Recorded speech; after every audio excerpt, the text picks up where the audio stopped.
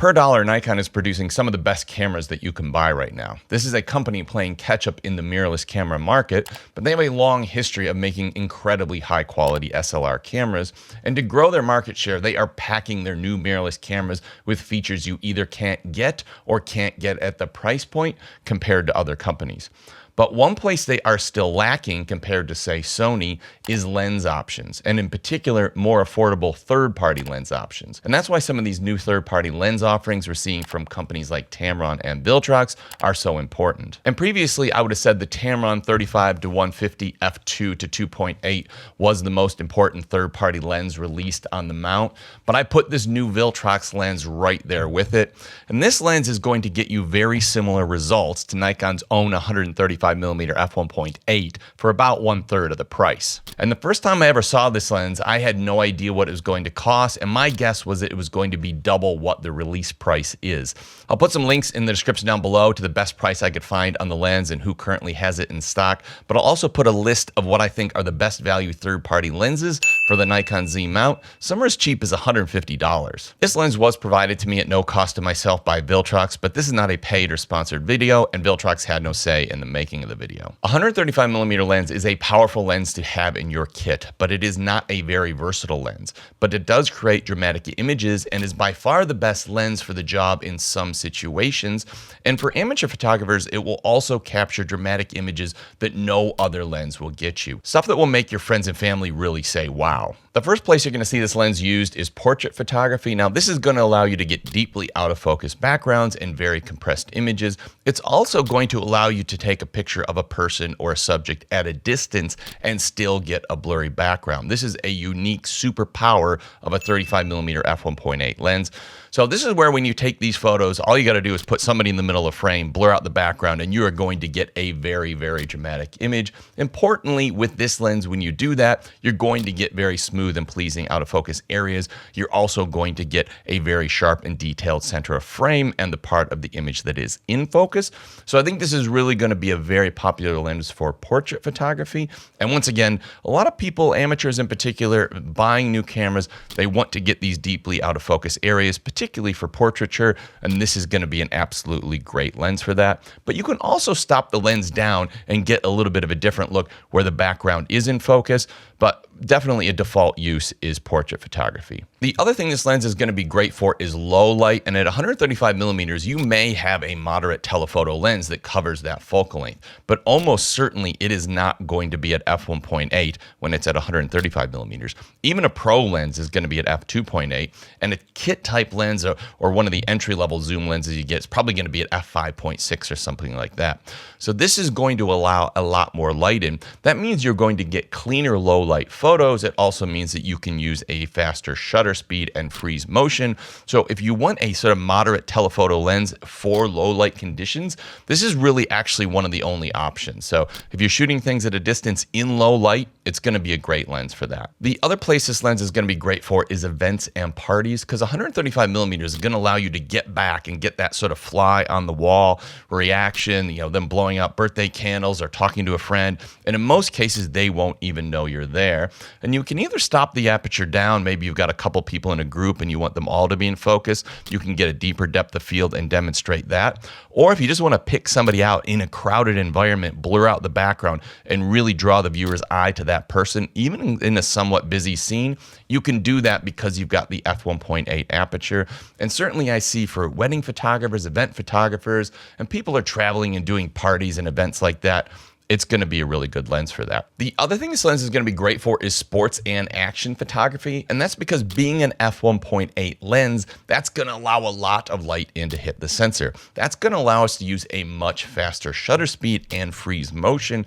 And recently, when I was at a Formula One event, I was actually able to shoot the lens at f1.8 and a 1/8000 shutter speed, and I was still shooting at like 120, 160 ISO. So in low light environments, or even in indoor, whether you're shooting a play or basketball or volleyball or something that is more likely to be indoors, that f1.8 is going to allow a lot more light in, allow you to freeze that motion and use a faster shutter speed. So for sports and action as a moderate telephoto focal length, it's going to be absolutely perfect. The other place I like to use this for is situations that are a little bit more dangerous or that I don't want to get too close to the action, but I want to be able to capture a close-up image of the action. And that might be a protest, it could be extreme sports or something like that.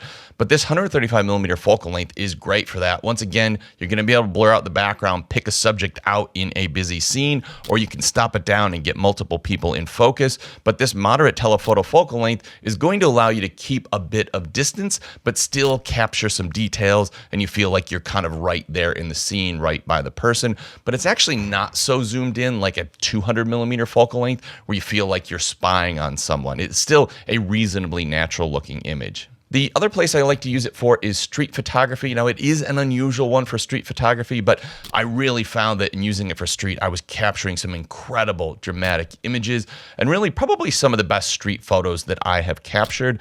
And I think particularly for somebody who maybe is a little bit more of a shy street photographer and wants to capture some dramatic, interesting images, particularly when you've got scenes like looking down a street in a city where you've got a bit of depth in your shot and you can create some interest with that depth.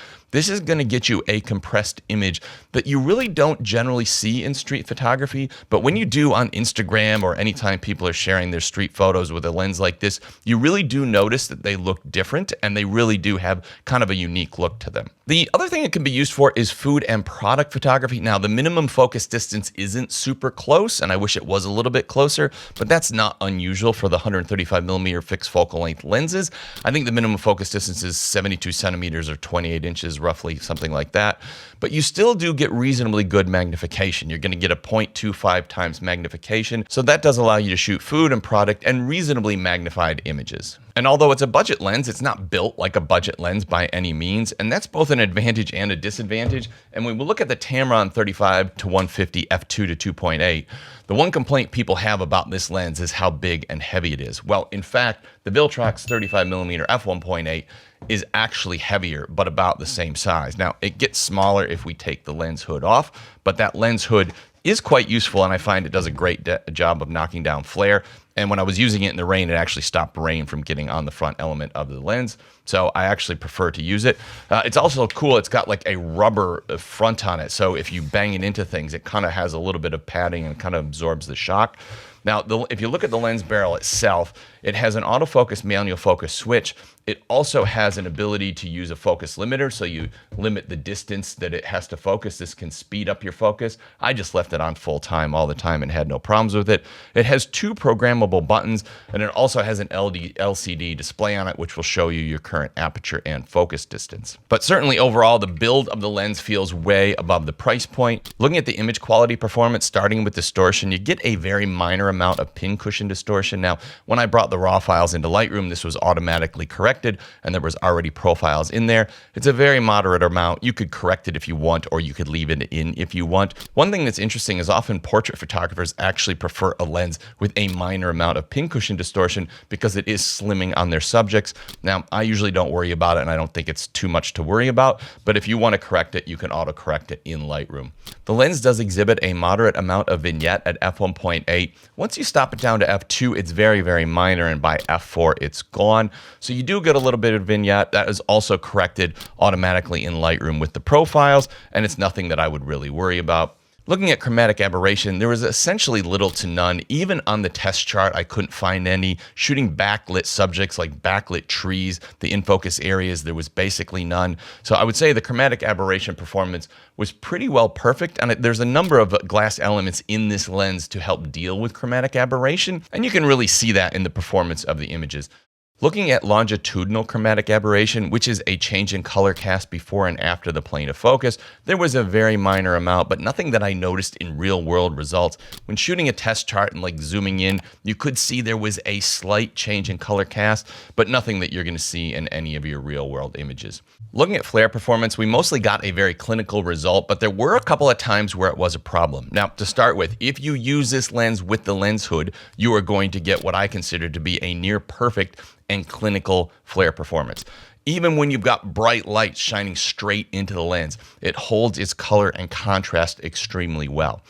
The only time that I had a problem with flare is when I was shooting without the lens hood, and I think there was just one situation where light was coming from outside a frame and it hit the lens in just the right way to wash out the image. Now, This was very unusual and it only happened to me once, and I really struggled to actually get it to repeat itself. So what I will say is the flare performance is very good, and if you do run into a situation where the image is washing out with light coming outside of the frame, just use the lens hood. When I was out shooting at the Formula One, I basically just kept it on the camera the whole time.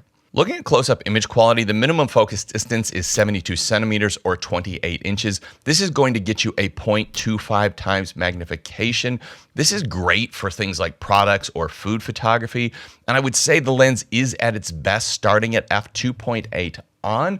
But generally with a lens like this, when you're getting close, you're not going to shoot at f1.8 anyways, because that's going to give you way too shallow a depth of field for any reasonable product or food photography. So shoot it from f2.8 on, and it's really going to be a great detail lens for product, food, or anytime you see a detail that you really want to capture and get a bit of magnification. Looking at bokeh and background blur, I found it to be smooth and pleasing, and the bokeh itself was mostly round. As you got to the edge of frame, particularly shooting at f1.8, you got this slight oval shaped bokeh, and it almost gave you a little bit of a swirly bokeh effect. Not as much as like one of the dedicated swirly bokeh type lenses, but it gave you a little bit of that effect. Importantly, even in busy out of focus areas, I didn't really get anything that was like distracting the viewer's eye from the thing that was in focus in the frame. And I think this is pretty important with a lens like this, because when you're shooting 135 millimeters and f1.8, a lot of times whatever is in focus in the frame is only going to take up maybe 15 or 20% or less of the frame. So most of your image is going to be out of focus. So it's pretty important that you really have a smooth, pleasing out of focus area. And I'm happy to report that this lens is really excellent for that. Having a look at sharpness, even on the test chart at f1.8, the center is extremely sharp. And as we get to the corners, they are still very, very sharp. Maybe not quite as sharp as the center, but still extremely sharp. If we stop the lens down to f2 or 2.8, we have perfect sharpness across the frame. From the centers in the corners, they are all extremely sharp. And I would say that this may be the sharpest lens I have ever tested. And even when I used it on my Sony A7R5, which is a 61 megapixel sensor, this thing was resolving all those megapixels with absolutely no problem, and the details were eyelash sharp. It was incredible how sharp that lens is. If you're someone that's just starting out in photography and you want to improve the quality of your photos without spending another dollar, I've just thrown a video on screen now. I think this is the best tutorial I've ever done on photography. And in the comments, you'll see a number of viewers saying it's the best beginner tutorial on YouTube. So I'd be very surprised if you watch that video to the end and weren't a better photographer at the end of that video than you are right now.